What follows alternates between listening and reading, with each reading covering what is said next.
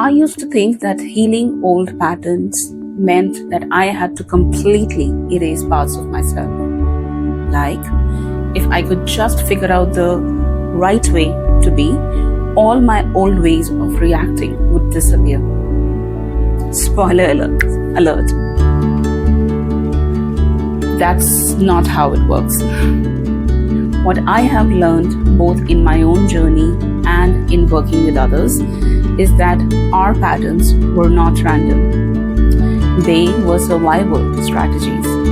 They kept us safe when we needed them the most. But sometimes, what once protected us now keeps us stuck.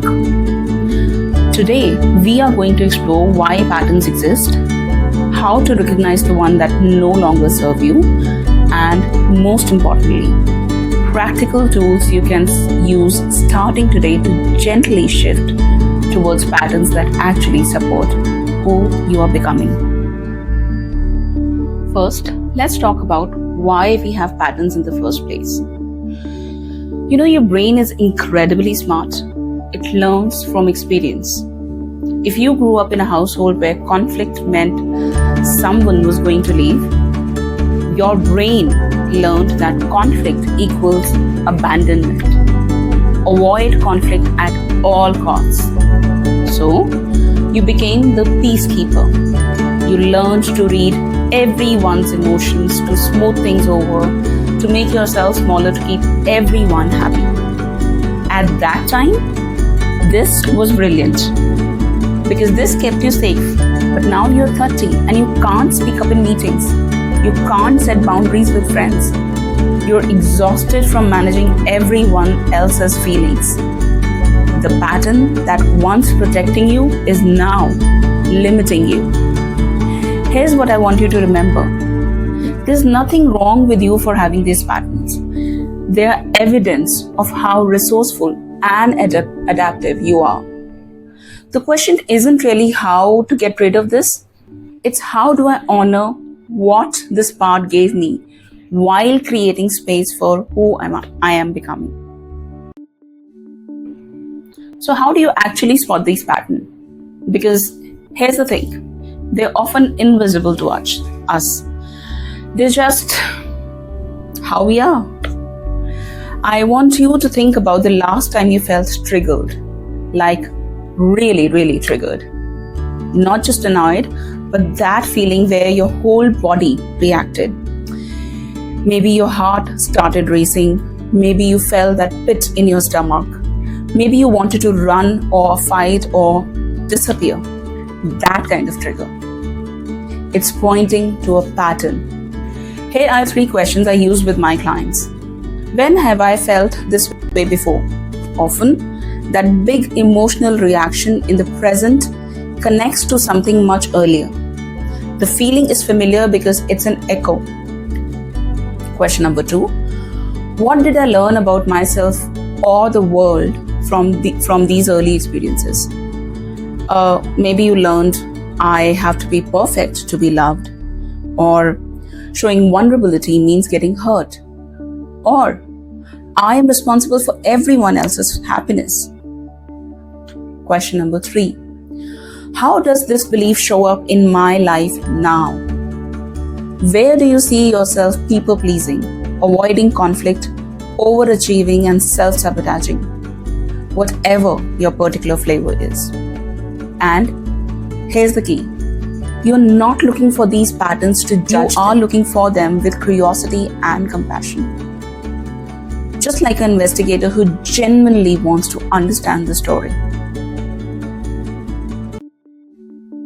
Okay, now for the practical stuff.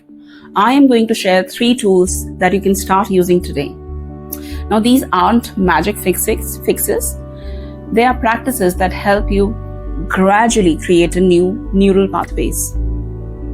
Tool number 1 is called the pattern map. Get a piece of paper and draw 3 columns. What happened, which is the trigger or the situation. Your automatic response, what you felt, thought, or did. Where have I felt this before? The earliest memory of this feeling. Do this for a week. Don't try to change anything, just observe, because we at this point are building awareness. Okay, now we'll talk about tool number 2, which is called the pause practice. When you notice you're in a pattern,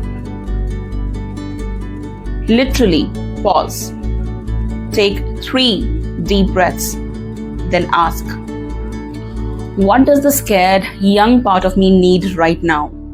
Maybe it's reassurance, maybe it's safety, or maybe it's just permission to feel what you're feeling right now.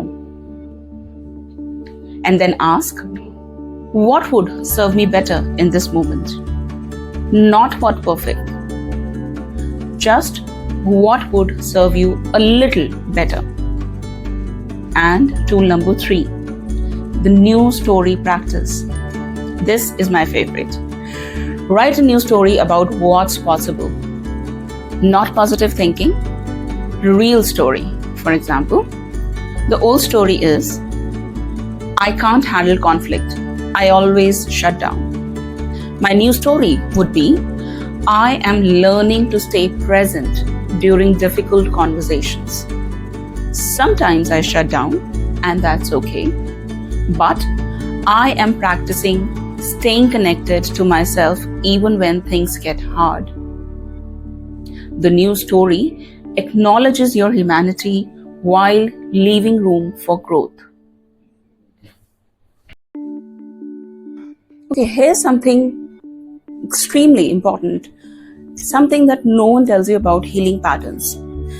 It gets messier before it gets clearer. When you start changing old patterns, your brain freaks out a little.